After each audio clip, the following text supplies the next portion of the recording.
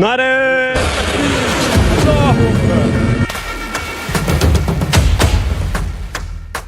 এক রাতে হঠাৎ দুই প্রতিবেশী দেশ আকাশে আগুন ছুড়ে দিল। বিস্ফোরণ, আতঙ্ক আর সীমান্তে যুদ্ধের গন্ধ। ঠিক এমনটাই ঘটেছে 2025 সালের অক্টোবরে পাকিস্তান ও আফগানিস্তানের মধ্যে। কি ঘটেছিল সেই রাতে, কেন এমন ভয়াবহ সংঘর্ষ? আজ মায়াদুমরুতে আমরা জানব পুরো ঘটনা।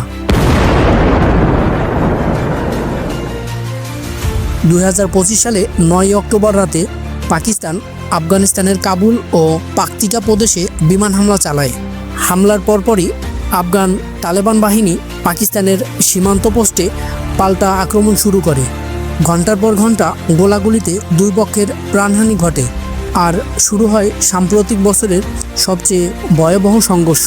পাকিস্তানের দাবি তারা কেবল আত্মরক্ষার অধিকার প্রয়োগ করেছে, কারণ আফগান ভূমি ব্যবহার করে তেহরিকাই তালেবান পাকিস্তান তাদের উপর হামলা চালাচ্ছে।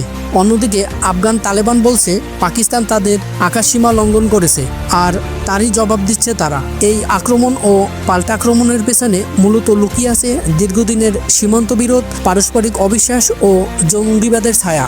ডুরান্ডো লাইন নামে পরিচিত এই সীমান্ত 1893 সালে নির্ধারিত হলেও আফগানিস্তান আজও এটিকে আন্তর্জাতিক সীমানা হিসেবে স্বীকার করেনি, কারণ এই সীমানা পশতুন জনগোষ্ঠীকে দুই ভাগে ভাগ করেছে।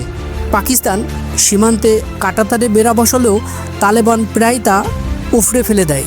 নিরাপত্তার ইস্যুতে দুই দেশের সম্পর্ক বরাবরই টানটান। ইসলামাবাদ অভিযোগ করেছে আফগান মাটিতে তালেবান যোদ্ধারা আশ্রয় নিচ্ছে আর সেখান থেকেই তারা পাকিস্তানে হামলা চালাচ্ছে। আফগানিস্তানে তালেবান ক্ষমতায় ফেরার পর থেকে এসব হামলায় 2000-এরও বেশি মানুষের মৃত্যু হয়েছে